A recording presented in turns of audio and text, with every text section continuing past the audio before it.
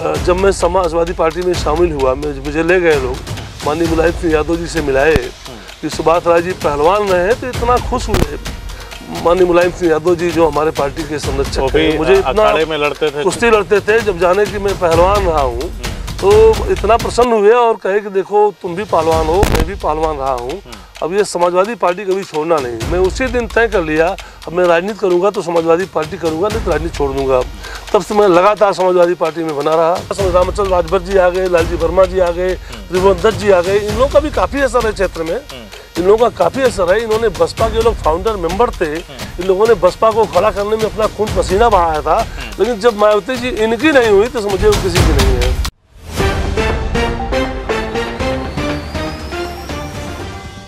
सभी का स्वागत है एक बार फिर CIB इंडिया न्यूज़ पर। बता दें आपको कि उत्तर प्रदेश में इस वक्त चुनावी समर, चुनावी घमासान मचा हुआ है।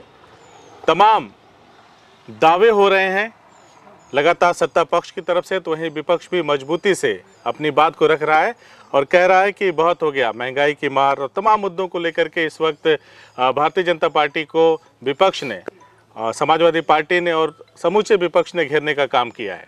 ऐसे में हम भी पूर्वांचल में घूम रहे हैं, जगह जगह अलग अलग विधानसभाओं में जा रहे हैं और वहाँ की सियासत की नब्ज़ को समझने की कोशिश कर रहे हैं।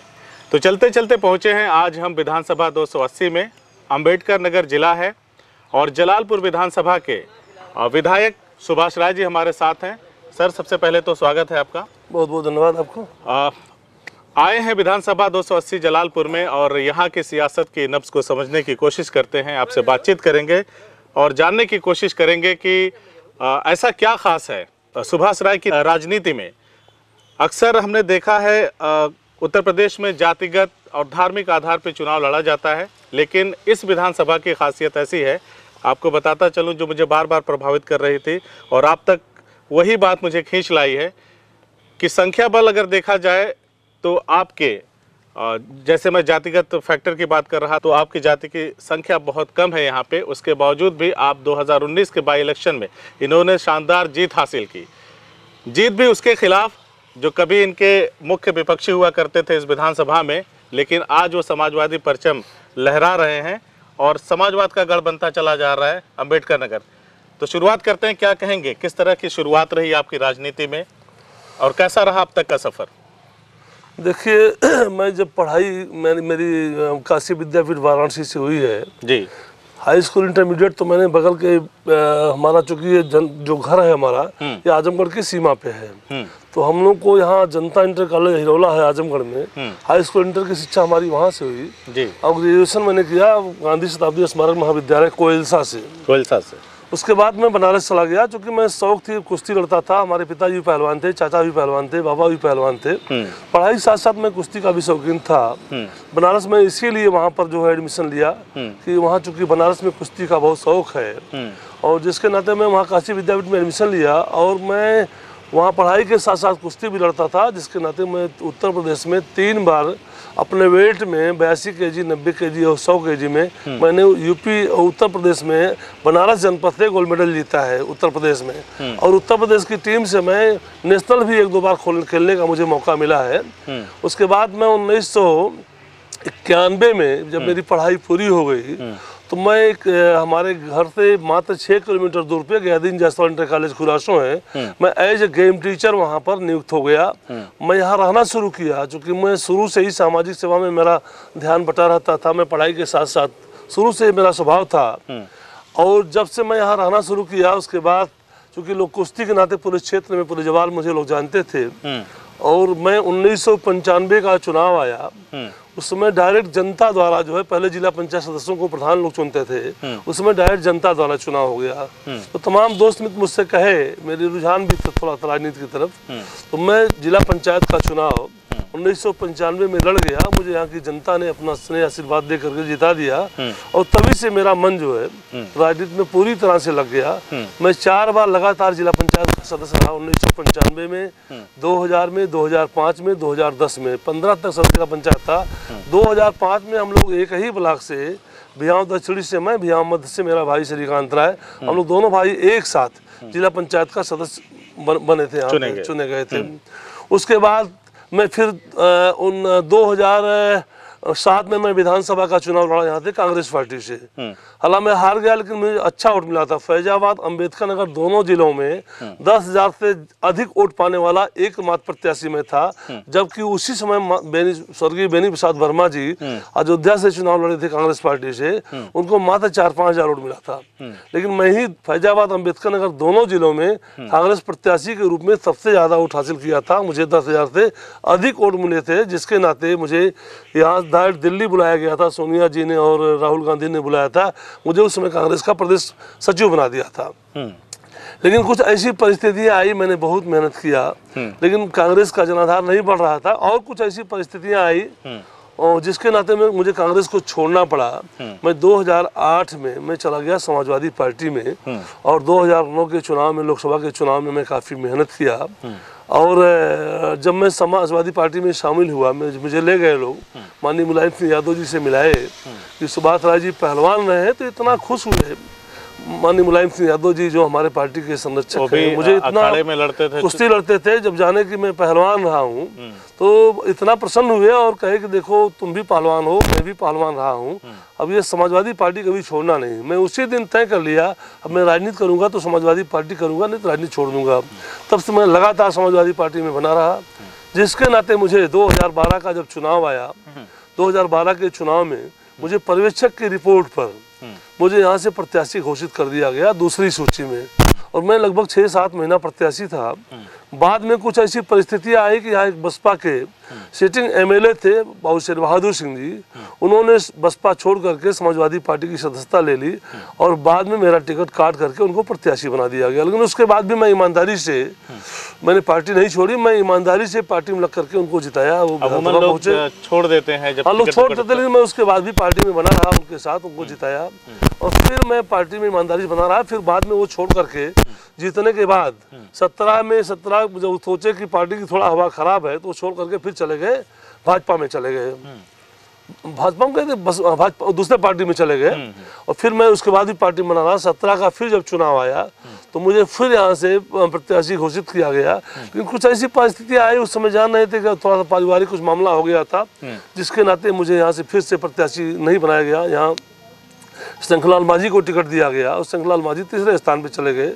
फिर तब 2019 का मैं फिर तब भी पार्टी में बना रहा, ईमानदारी से उनके साथ काम भी किया शंखलाल माझी के साथ। 2019 का जब उपचुनाव आया तब मुझे यहाँ से प्रत्याशी बनाया गया, और मैं इस सीट को जो है जीत करके जनता के अपार स्नेह और प्यार से आज जहाँ सारी, मैं धन्यवाद देना चाहूँगा अपने राष्ट्रीय अध्यक्ष माननीय अखिलेश यादव जी को, आज जहाँ सारी पार्टियाँ जात के आधार पर टिकट देती हैं, मुझ जैसे अदने कार्यकर्ता पर जिसका मात्र एक घर है और मात्र 20 वोट है, ऐसे व्यक्ति पर दाव लगाया और मुझे टिकट दिया। और यहाँ की जनता ने मुझे अपार स्नेह प्यार दे करके, बहुत बड़े बड़े यहाँ पर धुरंधर लोग लड़ रहे थे, बहुजन समाज पार्टी से और भारतीय जनता पार्टी से। यहाँ मुख्यमंत्री का प्रोग्राम 2-2 बार लगा, और दोनों डिप्टी सीएम आए, 15-16 मंत्री लगे हुए थे। उसके बाद भी यहाँ भाजपा तीसरे स्थान पे चली गई, बहुजन सेकंड पे थी, और मुझे जो है यहाँ की जनता ने पूर्ण बहुमत से जिता करके जो है विधायक चुनाव किया, विधायक चुनाव। विधायक जी ने एक सांस में कहें तो पूरा अपना पूरा जीवन सफर बता दिया। हालांकि लंबा संघर्ष है यहाँ तक पहुँचने में। 2019 में आप विधायक चुने गए। मैं वही बात जो मैं कह रहा था कि मुझे यहाँ तक खींच लाई है कि ऐसा क्या खास है, जातिगत राजनीति होती यूपी में किसी से छिपा नहीं है। सारे लोग अपनी सेफ सीट वहीं से मानते हैं जहाँ से उनकी जाति के लोग ज़्यादा होते हैं या उनके पार्टी में उस तरह के वोटर्स होते हैं।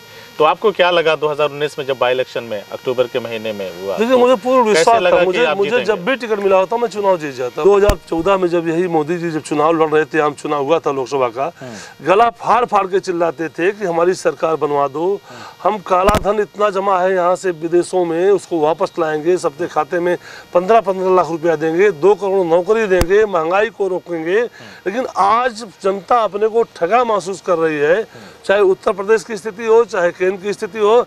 आज भी से भ्रष्टाचार से, लूट खसोट से, तमाम बलात्कार से, हत्या से लोग त्रस्त आकर के जो है फिर जो 5 साल माननीय अखिलेश यादव जी 12 और 17 तक रहे इस प्रदेश में, उन्होंने जिस तरह से सीमित संसाधन के बावजूद भी इस प्रदेश को विकास का नया आयाम दिया था। आज हर क्षेत्र में माननीय अखिलेश जी ने काम किया था, चाहे वो किसानों का मामला हो, किसान दुर्घटना बीमा हो, नहरों की सिंचाई माफ करने का मामला हो, सरकारी ट्यूबवेल की सिंचाई माफ करने का मामला हो, किसान दुर्घटना बीमा हो। समाजवादी पार्टी की सरकार ने चलाया है, पहले 1 लाख मिलता था, उसको बढ़ा के 5 लाख कर दिया। समाजवादी पेंशन दिया 55 लाख लोगों को, और गरीबों के हित को ध्यान में रखते हुए 102 एम्बुलेंस चलाया, 108 एम्बुलेंस चलाया, तमाम ऐसी योजनाएं। माननीय लैपटॉप दिया 18 लाख लोगों को। आज इस कोरोना काल में जब ऑनलाइन पढ़ाई हुई तो तमाम गरीब लोगों के बच्चे उसी लैपटॉप से पढ़ने में उनको मदद मिली। अगर वो लैपटॉप ना मिला होता तो शायद इस कोरोना काल में तमाम गरीबों को लड़के पढ़ाई से वंचित आपको बीच में रोक रहा हूँ। 12 से 17 में अखिलेश का कार्यकाल था, मुख्यमंत्री थे उत्तर प्रदेश के, और तमाम विकास की बातें आप बता रहे हैं, तो ऐसी क्या वजह थी कि 17 में पार्टी बुरी तरह से हार गई? देखिए, ये बीजेपी के लोग हमने काम बहुत ज्यादा किया, हमने काम इतना ज्यादा किया कि हम उसका प्रचार प्रसार भी नहीं कर पाए। और ये बीजेपी के लोग इतना झूठ बोले नौकरी के नाम पर, और तमाम इतना हिंदू मुसलमान के नाम पर, गाय गोबर के नाम पर, मस्जिद के नाम पर झूठ बोल करके यहाँ की जनता को बरगला ले गए। लेकिन वह जनता 5 साल जब इनके शासन को देखी तो अपने को ठगा महसूस करके आप सब लोग आशा भरी निगाहों से माननीय अखिलेश यादव को देख रहे हैं। हर जात धर्म के लोग, हर वर्ग के लोग, अभी आप देख लीजिए अखिलेश यादव की, जहाँ भी अखिलेश यादव की सभा लग रही है या जहाँ भी यात्रा निकल रही है, आज जिस तरह से सड़कों पर, बाजारों में, गलियों में, शहरों में जिस तरह से जनसैलाब उमड़ रहा है, यह इस बात का गवाह है कि माननीय अखिलेश यादव की सरकार 2022 में बनने से कोई रोक नहीं सकता। जनसभाओं की बात अलग है, भीड़ जुटाना अलग की बात है। भीड़ किस तरह से जुटती है ये आपसे और हमसे छिपा नहीं है विधायक जी। ऐसा क्या कारण रहा कि चलिए 17 में जनता चुक गई, आप लोग बताने में नाकामयाब रहे, और उसके बाद जब लोकसभा चुनाव हुए उसमें भी आपकी पार्टी की बुरी दुर्गति हो गई, मात्र 5 सांसद। तो आप कैसे कह सकते हैं कि आपकी पार्टी का जो वो सभाओं में जो भीड़ इकट्ठा होती है, आखिर वो पोलिंग बूथ में वोटों में कन्वर्ट क्यों नहीं हो पाती? हमको बीजेपी को रोकना था, लेकिन संजोग से जो हमारा गठबंधन हुआ, हम उस पर नहीं, हमारे राष्ट्रीय अध्यक्ष जी ने आज भी उस पर कोई टिप्पणी नहीं किया। जो गठबंधन मायावती जी ने तोड़ दिया, उस पर हमारे राष्ट्रीय अध्यक्ष जी ने आज भी कोई टिप्पणी नहीं किया। जबकि मायावती जी ने कहा कि हमारा वोट तो ट्रांसफर हुआ, सपा का वोट ट्रांसफर नहीं हुआ, जबकि टोटल झूठ है। सपा को वोट ट्रांसफर हुआ, बल्कि बहुजन का ट्रांसफर नहीं हुआ। हमारे राष्ट्रीय अध्यक्ष जी जो इस पर बिल्कुल समझिए उनके इस बयान पर चुप्पी साधे रहे। आज दलित मतदाता जो पढ़े लिखे हैं वो भी जो है राष्ट्रीय अध्यक्ष जी की हमेशा माननीय अखिलेश जी की तारीफ कर रहे हैं कि माननीय अखिलेश जी अपनी जगह पर सही थे और बहुजन समाज पार्टी की मुखिया मायावती जी गलत थी। आज तमाम चले जाइए दलित बस्तियों में, आज तमाम दलित समाजवादी पार्टी का साथ देने के लिए तैयार हैं।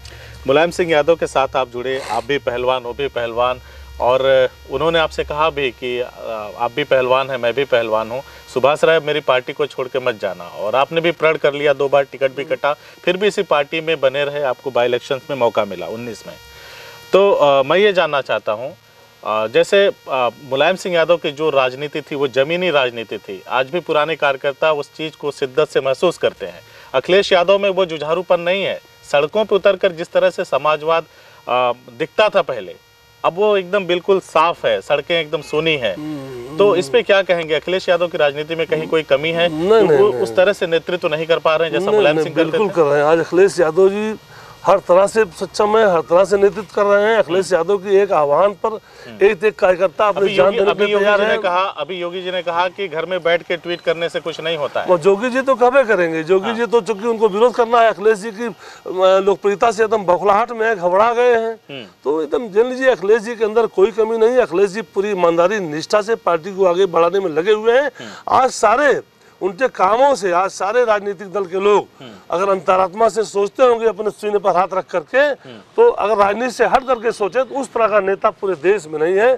जिस तरह से माननीय अखिलेश यादव जी पार्टी को आगे बढ़ा रहे हैं और जिस तरह से हर क्षेत्र में हर वर्गों के लिए उन्होंने काम किया है, आज अखिलेश यादव जी की हर तरह कोई विपक्षी भी दबे मन से कहने के लिए मजबूर हो जाता है कि हाँ अखिलेश यादव जी ने अच्छा काम किया था, चाहे वो किसान हित में हो, चाहे व्यापारी के लिए हो, चाहे बुनकर के लिए हो, चाहे छात्र के लिए हो, चाहे नौजवान के लिए हो, उन्होंने हर क्षेत्र में काम किया था।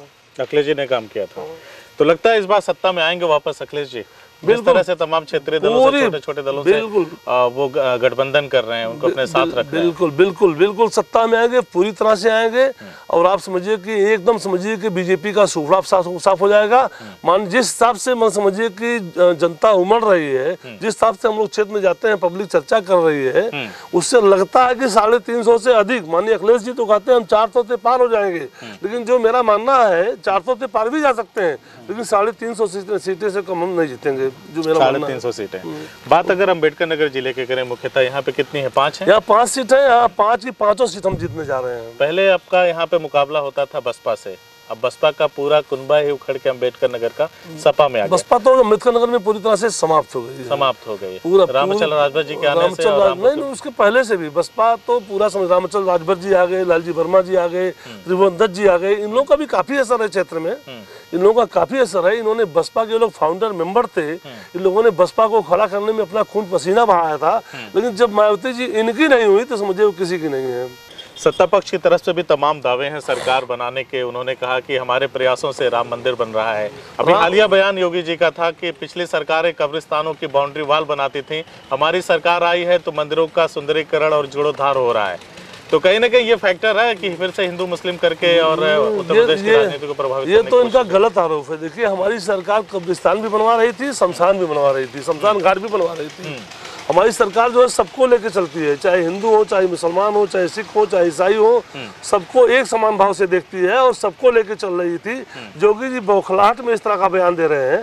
राम मंदिर तो माननीय सर्वोच्च न्यायालय के आदेश से बन रहा है, वो क्या बना रहे हैं? नहीं, उनके प्रयासों से मैंने कहा, मैंने नहीं कहा कि वो कोई प्रयास नहीं।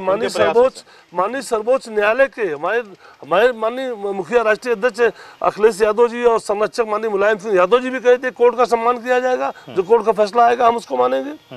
हम ये जो मंदिर का जनता देखिए इस बहकावे में नहीं आने वाली है। जनता समझ चुकी है कि ये केवल मंदिर मस्जिद के नाम पर नहीं आएगी, कतई नहीं आएगी। उसका 1 पैसे का प्रभाव नहीं है। अब सब लोगों को विकास चाहिए, सब विकास तो हो रहा है ना, सरकार दावा कर रही है। अभी प्रधानमंत्री जी आए थे सिद्धार्थनगर में 9 मेडिकल कॉलेजों का उद्घाटन किया उन्होंने। अब इस समय कर रहे हैं, सब लोग जान रहे हैं, चुनावी आजमगढ़ में शाह जी आ रहे हैं, राजकीय विश्वविद्यालय कुछ नहीं होगा। वो तो केवल हमारा जितना काम हुआ है, माननीय अखिलेश यादव जी ने जितना काम किया है 5 साल में, उसी का उद्घाटन कर रहे हैं। नाम बदल रहे हैं, 100 नंबर को 112 कर दिए। और आप देख लीजिए, ये जो हमारे बगल से पूर्वांचल एक्सप्रेसवे जा रही है, माननीय अखिलेश यादव जी की देन है। अखिलेश यादव जी ने कुछ नहीं, एकदम बिल्कुल 80% जमीन माननीय अखिलेश यादव जी ने खरीद लिया था। जमीन रजिस्ट्री हो गई थी और सड़क इतनी अच्छी, अभी देखिए आगरा से लखनऊ जो सड़क बनी है, 80% जमीन खरीदा था, पैसा चला गया था, उन्होंने इसका शिलान्यास किया था। लेकिन आज इतनी खराब सड़क बन रही है, 5 साल हो गया, अभी तक सड़क कंप्लीट नहीं हुई।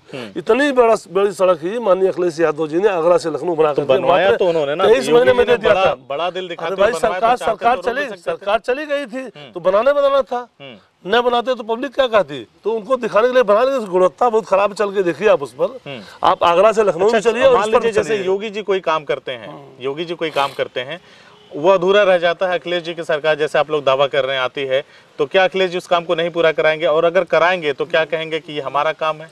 बिल्कुल कराएंगे। अखिलेश जी तो कभी बदले भावना से काम ही नहीं किए हैं, चाहे वो कोई भी पिछली सरकार का जो अधूरा काम था उसको अखिलेश जी ने पूरा कराया। अभी आप ये तो सरकार बदले भावना से काम कर रही है। मैं बताऊं एक उदाहरण है, मेरे जिले में समाजवादी पार्टी की सरकार के द्वारा 9 प्राथमिक स्वास्थ्य केंद्र बनाए गए थे।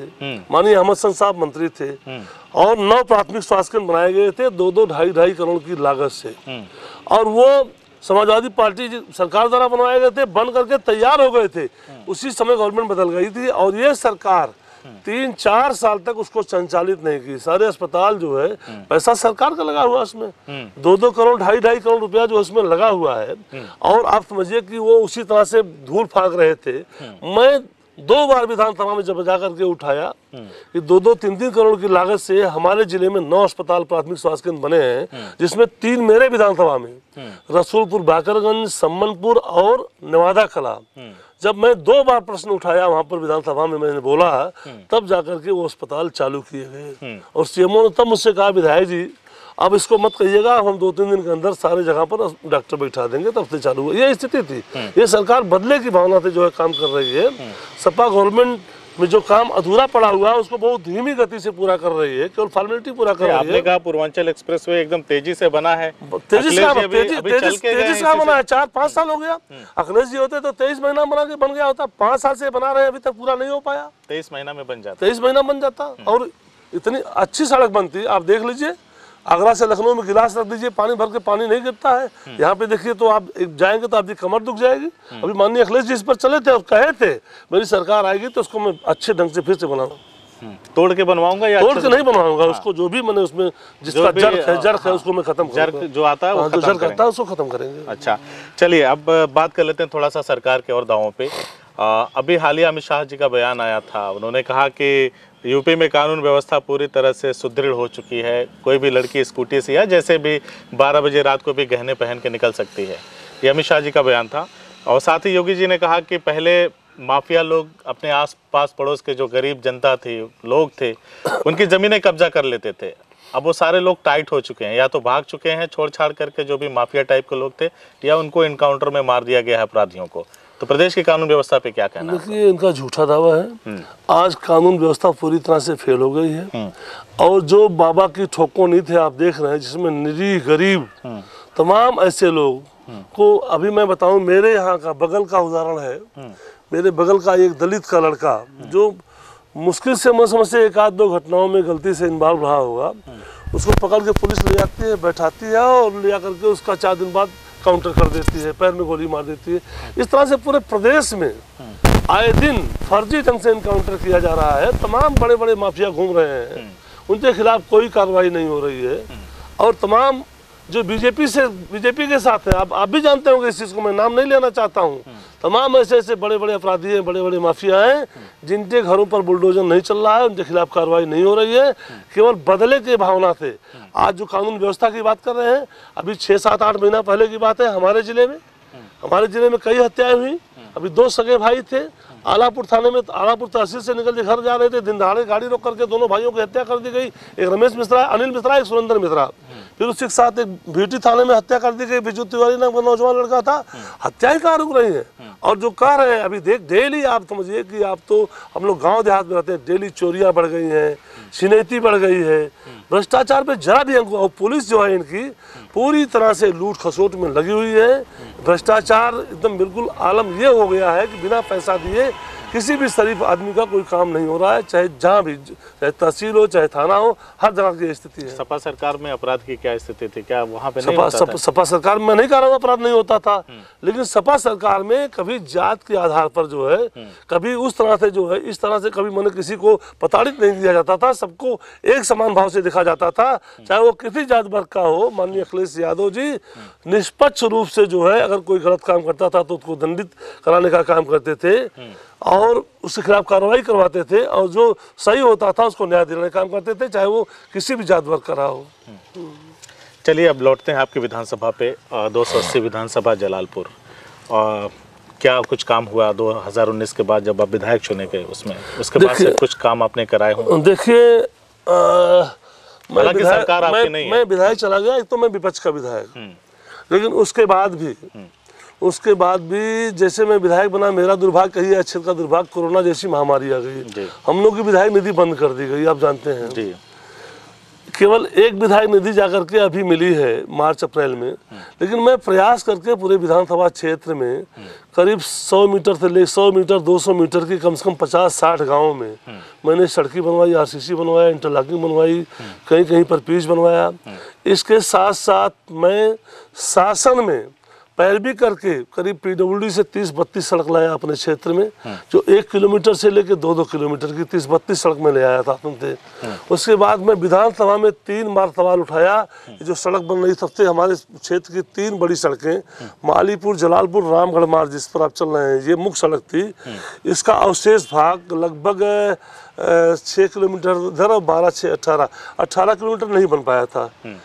इसको मैंने पास करवाया, मेरे ही प्रस्ताव पे ये सड़क बन रही है। मैं विधानसभा में बोल करके, अधिकारियों से मिल करके, इसके बाद एक मुख्य सड़क थी हमारी जलालपुर मुरादाबाद रफीगंज न्योरी, 16 किलोमीटर की वो सड़क मेरी बन रही मेरे प्रस्ताव पे। इस तरह से मैंने पूरा प्रयास, और 30-32 सड़क में शासन से PWD से लाया, मेरे प्रस्ताव पे वो बन रही है, टेंडर हो गया, काम चल रही है। और विधायक निधि से मैंने करीब 50-60 सड़कें मैंने पूरे विधानसभा क्षेत्र में 100 मीटर से लेकर 200 मीटर तक बनवाई।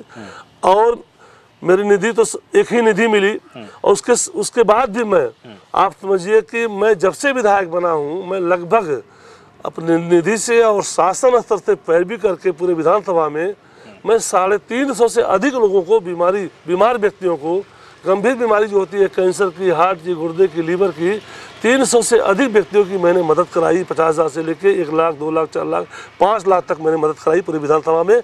मैं अपने हर मीटिंग में कहता हूँ, कोई भी मेरे क्षेत्र में अगर गंभीर बीमारी से पीड़ित है तो मुझे एस्टीमेट ले आए, मैं पैसे के अभाव उसको नहीं मरने दूंगा। चलिए, 19 के बाद कोरोना की, कोविड की 2 लहर आ गई, फिर अभी आपने बताया कि मैं स्वयं कोरोना का शिकार हो गया था। 19 दिन भर्ती था PGI में। गरीबों की मदद पहली लहर जब आई थी, मैं अपने राष्ट्रीय अध्यक्ष जी के निर्देश पर तमाम गरीबों में राशन बांट रहा था, और तमाम जरूर उनकी आवश्यकता की जो चीजें बांटते समय उसमें भयंकर मैं कोरोना का शिकार हो गया, और मैं 17 दिन PGI में भर्ती था। मैं स्वयं समझिए मरने से बचा हूँ। उसी दौरान जब चेतन चौहान मरे थे और तमाम लोग, उनका सुनील साजन का वीडियो वायरल हुआ था, उस समय मैं PGI में भर्ती था। मैं भी, मेरा बेटा भी, मेरा गनर कहते थे कि सुनील साजन की, वो कहते थे कि मैं चेतन चौहान मंत्री, तो कहते थे कौन चेतन चौहान, डॉक्टर कहते थे। हाँ, उसी समय की बात है। मैं और मेरा बेटा भी शिकार हो गया था कोरोना का। हम दोनों लोग लखनऊ PGI में भर्ती थे। हमारा ड्राइवर, हमारा गनर ये सब जिला अस्पताल में भर्ती थे।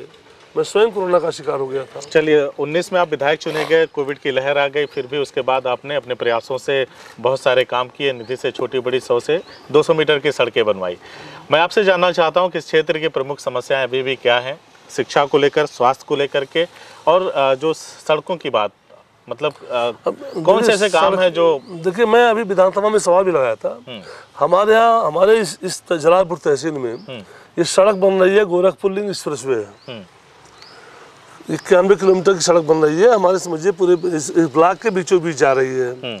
और ये पूर्वांचल एक्सप्रेस, इस पर जो है बड़े बड़े डंपर और ट्रकें जो चले हैं, उसके नाते ग्रामीण अंचल की सारी सड़कें 5-7 किलोमीटर के दायरे में सब बुरी तरह से टूट करके क्षतिग्रस्त हो गई हैं। तो उन कंपनियों के साथ करार हुआ है ना? मैंने विधानसभा में सवाल लगाया था। आज पब्लिक जो इतना परेशान हो रही है, मैंने कहा इस सड़क बनने के नाते मैंने सवाल लगाया था।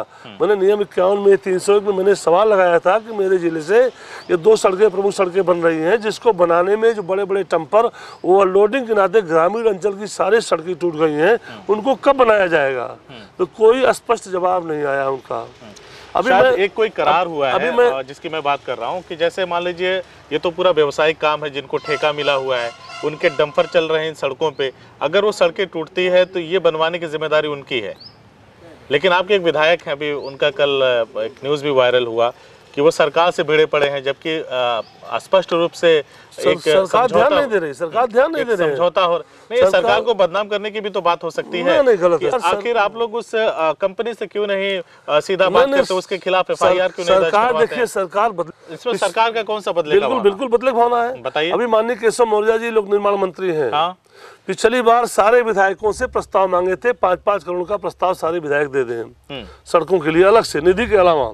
सारे विधायकों ने प्रस्ताव दिया, लेकिन पैसा केवल जो उनका विधायक था बीजेपी का, उसके क्षेत्र में भेजे, और विपक्ष के विधायकों का पैसा नहीं भेजे। तो इससे साबित होता है कि हम लोग शासक व्यवहार कर रहे हैं, केवल अपने लोगों को ही पैसा दे रहे हैं, उनके क्षेत्र में सड़कें। चलिए, बकौल आपके 22 में आपकी सरकार आ रही है, आपके कहने के हिसाब से, आपके राष्ट्रीय अध्यक्ष जी के दावे के हिसाब से 22 में आपकी सरकार आ रही है। आपने बताया कि उन्होंने, पार्टी ने घोषित कर रखा है कि जहां से सिटिंग MLA है वहां से दूसरा कोई पर्चा दाखिल नहीं करेगा, मतलब चुनाव नहीं लड़ सकता, यानी उनको अपने विधायकों के ऊपर भरोसा है। तो आपको चुनाव लड़ना है 22 में। कौन कौन सी इस क्षेत्र की समस्याएं हैं, और अगर आपकी सरकार आ गई और आप जीतते हैं तो अपनी विधानसभा में प्रमुखता के आधार से उन कामों को कराएंगे? देखिए, हमारे यहाँ एक बड़े अस्पताल की आवश्यकता है। यहाँ पर कोई अस्पताल इस तरह का नहीं है बड़ा। मैं उसके लिए प्रयास करूंगा यहाँ पर कि हमारे यहाँ कोई बड़ा अस्पताल हो जाए, जहाँ से, चूँकि लोगों को बनारस जाना पड़ता है, लखनऊ जाना पड़ता है, एक ट्रामा सेंटर टाइप का यहाँ पर कोई अस्पताल खुल जाए बड़ा हमारे जलालपुर विधानसभा में। हमारे यहाँ तमाम ऐसे गाँव हैं जो बिल्कुल चारों तरफ से नदियों से घिरे हैं, वहाँ पर कई जगह पर पुलों की आवश्यकता है, उसको मैं प्रयास करूँगा। जलालपुर में बाईपास की समस्या है, अभी मैं विधानसभा में अभी मैं दिखाऊँगा 301 के तहत मैंने लगाया था, सवाल लगाया था। हमेशा प्रतिदिन जाम लगा रहता है। मार्केट है जलालपुर की मुख्य बाजार जो हमारी विधानसभा है, जहाँ कार्यालय माने मुख्यालय हमारा है, प्रतिदिन जाम लगा रहता है। 3-3, 4-4 घंटे लोग बाजारों में जाम में खड़े रहते हैं। एक प्रमुख मांग है उस पर बाईपास बनवाया जाए। बाईपास में मेरे ही कहने पर सर्वे हुआ, लेकिन लिख करके चिट्ठी आई भी, मैं आपको दे दूंगा। अब केशव मौर्य जी का जो जवाब आया है मेरे सवाल का कि धनाभाव के नाते, पैसा नहीं जिसके नाते जो है, जब धन उपलब्ध होगा तब उसको सड़क बनवाई जाएगी। इसके साथ साथ तमाम पुल की समस्या है। हमारे यहाँ चूँकि हमारा ये सेवित ब्लॉक है, यहाँ पर कोई राजकीय कन्या इंटर कॉलेज नहीं है। पूरे जलालपुर में कहीं पर राजकीय डिग्री कॉलेज नहीं है, अस्पताल नहीं है, ये तमाम चीज़ें हैं। और हमारे जलालपुर की प्रमुख समस्या है उर्दू बाजार से उस पार जाने के लिए वहाँ पर पुल नहीं है। आए दिन जो है वहाँ पर कोई न कोई जन सहयोग से 2 मीटर चौड़ा पुल बनवाया गया है। वहाँ पर हर प्रत्येक वर्ष कोई न कोई गिर करके उस पर मर जाता है। हर साल कोई न कोई घटना होती है। तो मेरी प्राथमिकता होगी, मैं उसको पुल बनवाऊंगा। हमारे यहाँ अमोला घाट पुल है, करमुला घाट पर पुल है, डलारी घाट पुल है, इन सारे पुलों का निर्माण कराने का प्रयास करूँगा। और स्वास्थ्य के लिए, शिक्षा के लिए, सड़क के लिए और ये तमाम और जो समस्याएं, मूलभूत समस्याएं, उनके लिए जो है प्रयास करूँगा कि अपनी सरकार में सब सारी चीज़ें हो जाए। मुझे पूरा विश्वास है कि तो देखा आपने, हमने बात किया सिटिंग एमएलए सुभाष राय जी से, जो जलालपुर विधानसभा 280 का प्रतिनिधित्व करते हैं। और इनके हिसाब से इन्होंने जो बताया, अपने प्रयासों से इन्होंने जो फुलवरिया से ये मार्ग अभी जा रहा हमारी दाहिनी तरफ है, आपकी स्क्रीन पे चल भी रहा होगा, उसको उन्होंने अपने प्रयासों से सरकार के पास प्रस्ताव भेजा और उसकी ज़रूरत को देखते हुए उसका भी निर्माण हो रहा है। और तमाम छोटी बड़ी सड़कें 100 से लेकर 200 मीटर तक इन्होंने बनवाई। 3 बार के स्टेट चैंपियन हैं, पहलवान हैं, पहलवानी इनके रग रग में है। मुलायम सिंह यादव भी पहलवान थे, उन्हीं के समय में इन्होंने पार्टी को ज्वाइन किया था। अच्छा, वो मुझे बताइए, कोई वादा था या आपने कोई वचन वगैरह दे दिया था कि नहीं पार्टी छोड़ के नहीं जाऊंगा? नहीं, जब मैं पार्टी में जब गया, मुझे जब बताया लोग, मेरे साथ जो लोग गए थे मुझे ज्वाइन कराने, जब बताया कि ये पहलवान है, तो माननीय मुलायम सिंह यादव जी इतना प्रसन्न हो गए कि तुम पहलवान हो? पहलवान हो? मैंने कहा हाँ सर, मैं पहलवान हूँ, कुश्ती में 3 बार स्टेट चैंपियन रहा हूँ। उनका इतना स्नेह मिला मुझे, इतना प्यार मिला, मैं उसी दिन तय कर लिया अपने मन में कि अब मैं राजनीति करूँगा, समाजवादी पार्टी में करूँगा, तो नहीं तो छोड़ दूंगा। तब से मैं, मेरा 2 बार टिकट कटा, लेकिन इसके बाद भी मैं ईमानदारी से पार्टी में बना रहा, जिसका इनाम मुझे उपचुनाव में मिला। तो 3 बार के कुश्ती के चैंपियन, कई बार यूपी का प्रतिनिधित्व किया इन्होंने, और नेशनल भी खेला इन्होंने, और काशी विद्यापीठ से इन्होंने पढ़ाई की। उसके बाद शिक्षक भी रहे 1991 में। 1991 शिक्षक तो अब भी हैं। अच्छा, शिक्षक अभी भी हैं, तो शिक्षक भी रहे आप। और 2 बार जब मुलायम सिंह ने पार्टी में इनको लिया, ये समाजवादी पार्टी में शामिल हुए, उसके बाद से 2012 में इनका टिकट एक बार होते होते रह गया, 6 महीने तक प्रत्याशी रहे। उसके बाद 17 में भी एक मौका आया, वहाँ भी टिकट कट गया। और आज के दौर की राजनीति ऐसी है कि अगर एक बार टिकट कट गया तो दोबारा उस पार्टी में शायद वो नेता या वो व्यक्ति दिखाई नहीं देता।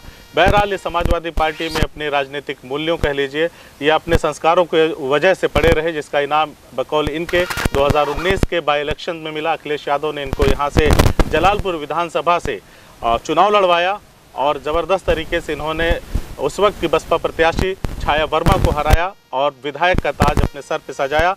15-20 वोटों को लेकर के एक व्यक्ति समाज से निकलता है और सारे लोग उस व्यक्ति को हाथों हाथ लेते हैं और विधायक चुनते हैं, अपना चुन करके विधानसभा में भेजने का काम करते हैं। और वो विधायक विधानसभा में जाकर इस क्षेत्र की समस्याओं को उठाता है और लगातार उनके प्रयासों से बहुत सारे काम होते हैं।